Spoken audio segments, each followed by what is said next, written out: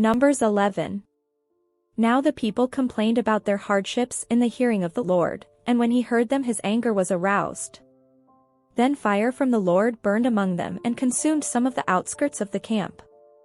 When the people cried out to Moses, he prayed to the Lord and the fire died down. So that place was called Taberah, because fire from the Lord had burned among them. The rabble with them began to crave other food, and again the Israelites started wailing and said, "If only we had meat to eat. We remember the fish we ate in Egypt at no cost, also the cucumbers, melons, leeks, onions, and garlic. But now we have lost our appetite, we never see anything but this manna." The manna was like coriander seed and looked like resin.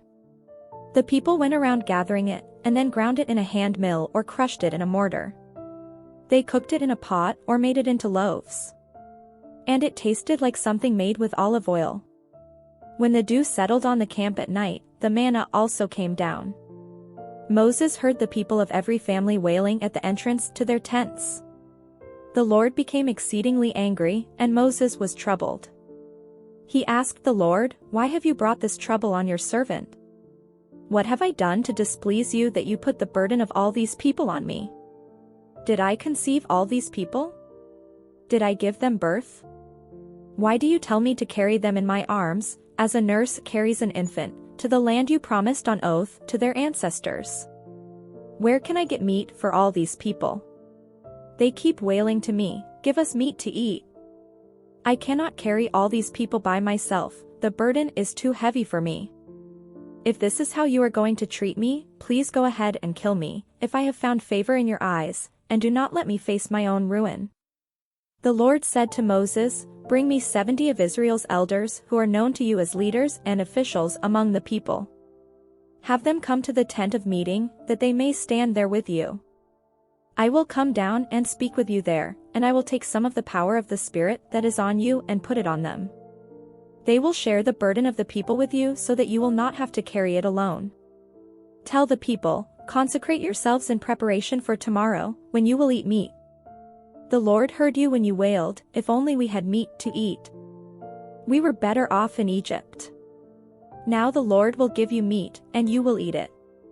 You will not eat it for just 1 day, or 2 days, or 5, 10 or 20 days, but for a whole month, until it comes out of your nostrils and you loathe it, because you have rejected the Lord, who is among you, and have wailed before him, saying, 'Why did we ever leave Egypt?' But Moses said, 'Here I am among 600,000 men on foot, and you say, I will give them meat to eat for a whole month. Would they have enough if flocks and herds were slaughtered for them? Would they have enough if all the fish in the sea were caught for them?' The Lord answered Moses, 'Is the Lord's arm too short?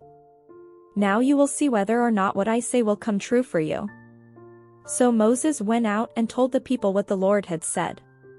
He brought together 70 of their elders and had them stand around the tent. Then the Lord came down in the cloud and spoke with him, and he took some of the power of the Spirit that was on him and put it on the 70 elders. When the Spirit rested on them, they prophesied, but did not do so again. However, 2 men, whose names were Eldad and Medad, had remained in the camp. They were listed among the elders, but did not go out to the tent. Yet the Spirit also rested on them, and they prophesied in the camp.